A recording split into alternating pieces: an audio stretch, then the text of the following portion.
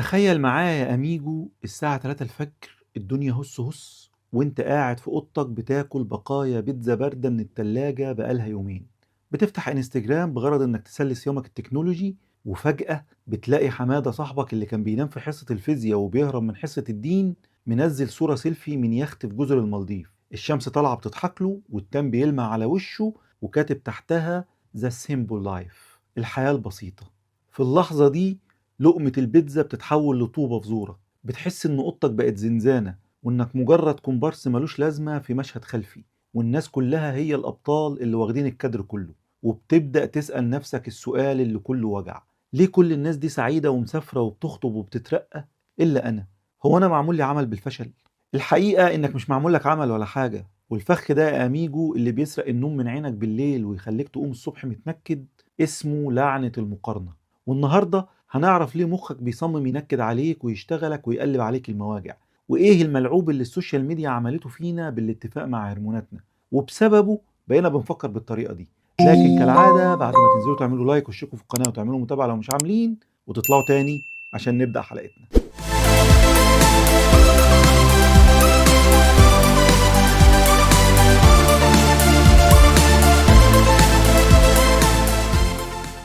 السلام عليكم اعزائي الاميجوس، طيب الله اوقاتكم بكل خير اينما كنتم. اهلا وسهلا بكم في حلقه جديده من سلسلتكم لمعلوماتك.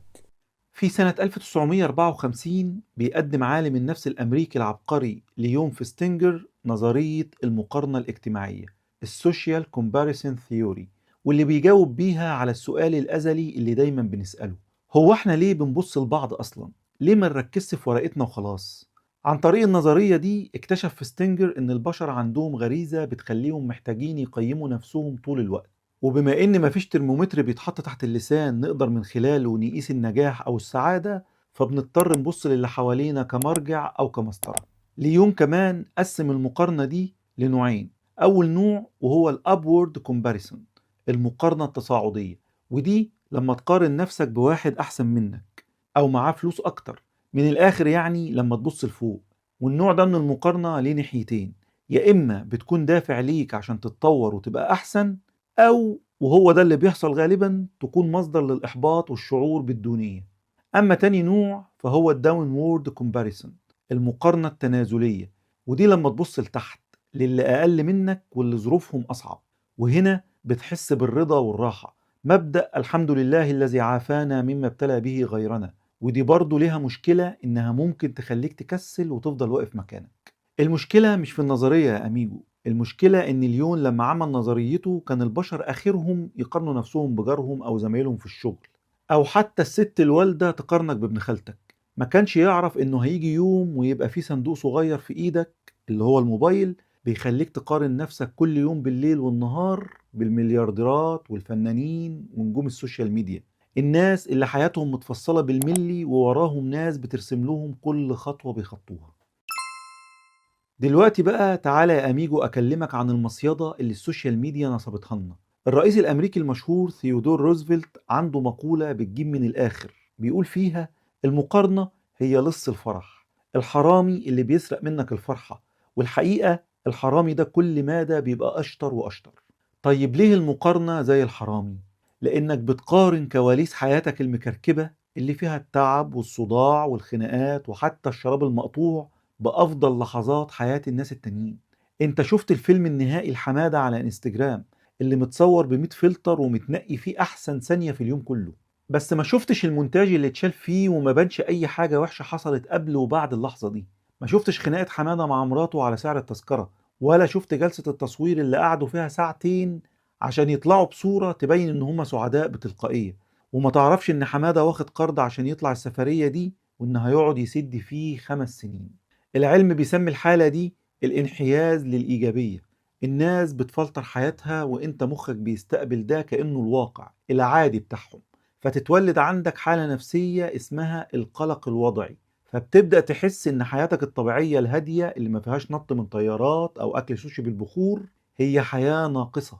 وده بيعمل ضغط مرعب على جهازك العصبي كأنك في سباق دائم مع ناس مش موجودة أصلا. طيب لو المقارنة بتخلينا تعسى، إيه اللي ممكن يخلينا سعداء فعلا؟ هنا لازم نروح لواحدة من أطول وأغرب الدراسات في التاريخ، الهارفارد ستادي اوف ادلت ديفلوبمنت، دراسة هارفارد لتطور البالغين. الدراسة دي بدأت سنة 1938 واستمرت لأكتر من 80 سنة. تخيل يا أميجو إن هم جابوا 724 طالب من هارفارد وشباب من أحياء فقيرة في بوسطن، وقعدوا يتابعوهم كل سنة، يسألوهم عن صحتهم، فلوسهم، شغلهم، وعلاقاتهم. الدراسة دي مر عليها 4 مديرين، وحاليا بيديرها البروفيسور روبرت فالدينجر. بعد 80 سنة من جمع البيانات طلعت النتيجة المذهلة اللي العالم كله كان مستنيها. السر ما كانش في المناصب ولا الفلوس ولا إنك تكون الأكثر تفوقا. السر كان ببساطة في جودة العلاقات الاجتماعية. الناس اللي كانت مرتبطة بأهلها وأصحابها وجيرانها علاقة حقيقية كانوا هم الأكثر صحة والأطول عمرا والأكثر سعادة. والمفاجأة إن العزلة النفسية اللي بتنتج عن المقارنة والتنافس الشرس بتقتل البني آدم أسرع من التدخين والسمنة. ونيجي دلوقتي يا أميجو لأهم جزء في الفيديو، واللي هجاوبك فيه على السؤال اللي شاغل بالك: إزاي أخلص من لعنة المقارنة وأحمي نفسي منها؟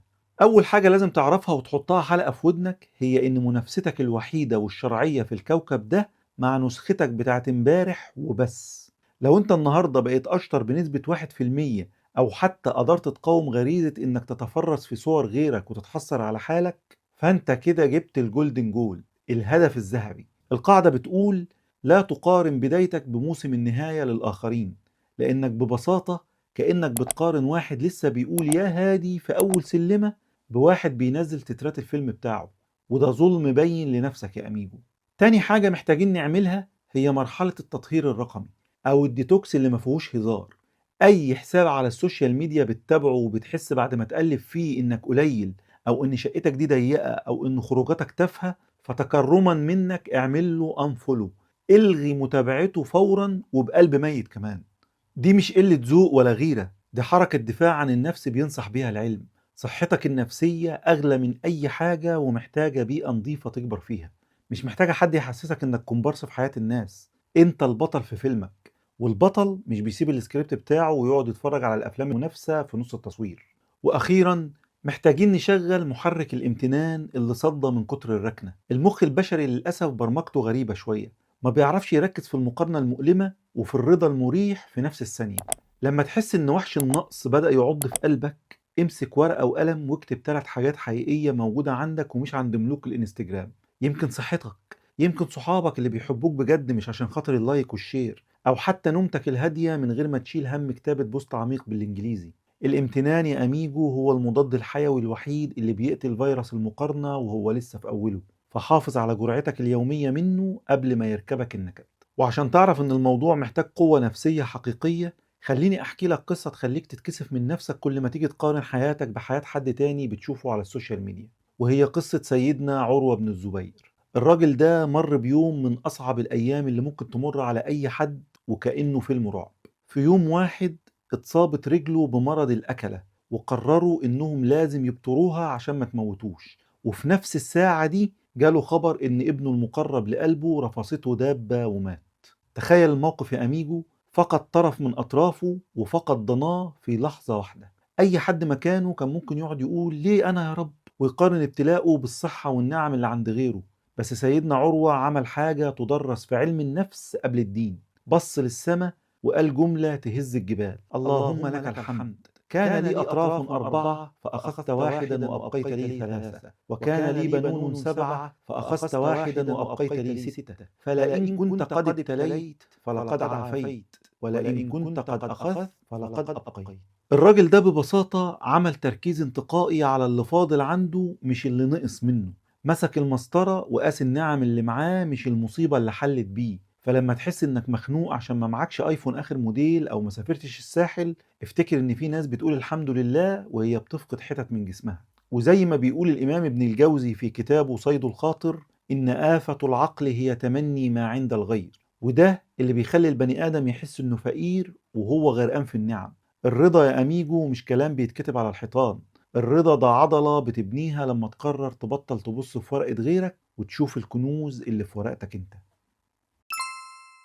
في النهاية يا أميجو لازم تعرف إن عينك هي راس مالك، فما تبيعهاش برخص التراب قصاد أي صورة أو ستوري متفلترة. الحياة مش عبارة عن سبق 100 متر ولازم تفوز فيه وإلا هتبقى فاشل.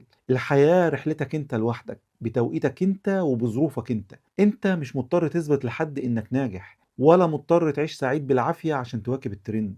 كفاية انك تكون حقيقي، ودي في حد ذاتها بقت عملة نادرة جدا في زماننا ده. الرضا والامتنان مش مسكنات للفشل، دي الأدوات الاحترافية اللي هتخليك تكمل المشوار وانت مرتاح نفسيا. وزي ما شفنا في قصة سيدنا عروة بن الزبير، إن القوة الحقيقية بتيجي من جوانا، من القلب اللي بيشوف النور مهما كانت الضلمة اللي هو فيها كبيرة. وسؤالي ليكم أعزائي الأميجوس، إيه أكتر أكذوبة بتشوفوها على السوشيال ميديا وبتحسوا إنها بتضغطكم نفسيا؟ شاركونا عشان نفضح الوهم ده مع بعض. وعلى مبدأ سيدنا عروة بن الزبير، اكتبوا لنا أكتر 3 حاجات موجودة في حياتكم دلوقتي ومستحيل تبدلوها بكل صور الانستجرام. ولو قررتوا تعيشوا أسبوع واحد من غير السوشيال ميديا، تفتكروا ايه اكتر حاجة هتتغير في نفسيتكم؟ وبس كده. لو عجبكم الفيديو ما تنسوش تدعمونا باللايك والشير على اوسع نطاق، يمكن الفيديو يوصل لواحد مكتئب بسبب صورة شافها او حد متابعه ويخلي حياته احسن. كان معكم الهستوريادور، نستودعكم الله.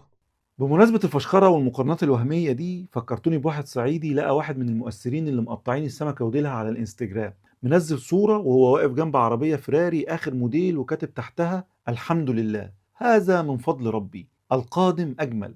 صاحبنا الصعيدي بص للصورة بحسرة وقال في سره: يا ما شاء الله، أهي دي الناس اللي عايشة بحق وحقيقي، جاتنا نيلة في حظنا الهباب. المهم بعد ساعة يشاء القدر إن الصعيدي وهو ماشي في الشارع يشوف نفس الشاب ونفس العربية الفراري، بس كان الشاب واقف بينظفها وصاحب العربية الأصلي بيهزقه وبيقول له: يلا يا جدع انت خلص مسح العربية دي بسرعة عشان متأخر على الشغل. الصعيدي راح للشاب وطبطب على كتفه وقال له: يا ابويا عليك يا ولدي، أنا كنت مستني القادم الأجمل، ما كنتش عارف إن القادم هو الخرطوم والمسافة.